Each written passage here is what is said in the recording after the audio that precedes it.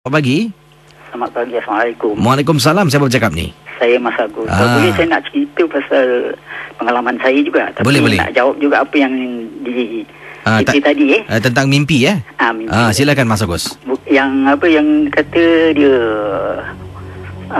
yang dia lempar batu tadi. Oh, ini bukan tentang mimpi tadi lah. Oh, ini tentang lempar batu tangan bengkak tu silakan.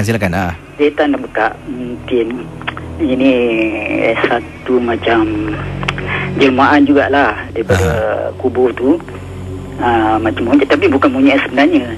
Jadi entang batu tu jadi kata jadi macam dia sumpahan lah, sebab dia bengkak, mungkin jadi gitulah. Jadi itu kita tak boleh lempar sembarangan kan. Itulah jadi dapat dia punya itu bahana itulah. Jadi bengkak. Jadi kita yang nampak apa tu, jangan kita campak apa sembarang lempar. Itu satu macam barang yang kita tak nampak lah. Jadi monyet tu semua jelmaan aje lah.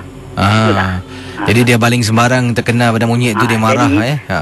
Jadi bengkak kerana kita lempar dia lah. Dan pengalaman Cik Mas Agus tentang apa ni? Silakan. Pengalaman saya sejak masa saya belasan tahun di kampung lah.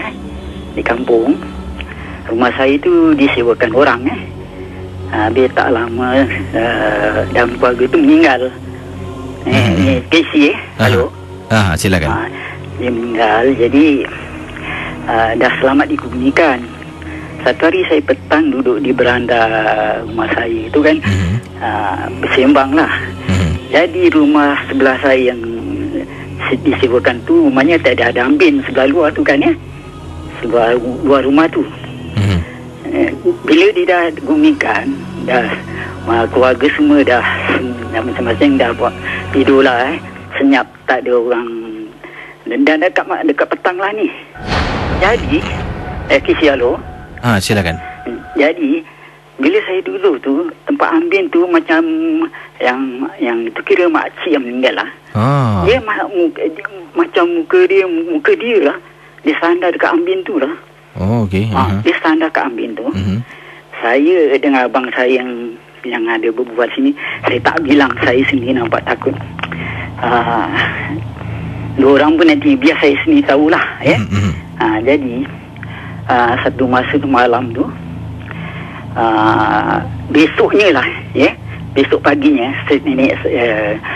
rumah saya tu kita ada makanan kat gerobok. Dulu kan bukan ada sebab kan.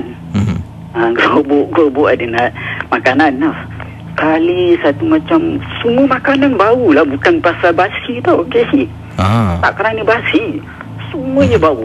Besok lusa pun bau, bau satu macam nak sebut pun tak sedap, orang pun nak jeluri tekak. Jadi nenek saya pun berbual dengan nenek saya, "Nek, apa ni semua makanan begini?" Nenek saya macam orang yang mengetahui kan. Casey halo Casey. Ya, silakan teruskan. Nenek bilang itu mungkin jerangkung. Dia tak nampak pun, dia merabu makanan.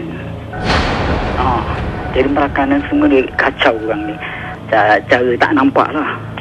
Itu yang menyebabkan semua makanan baunya macam bau, katalah macam bau bangkai gitu, macam gitulah baunya.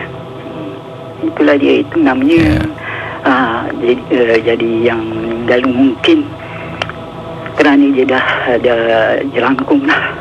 Ilmu apa yang dipakai, wallahualam bisawab. Terima kasih Cik Mas Agus ya. Kembali. Baik, anda boleh hubungi saya.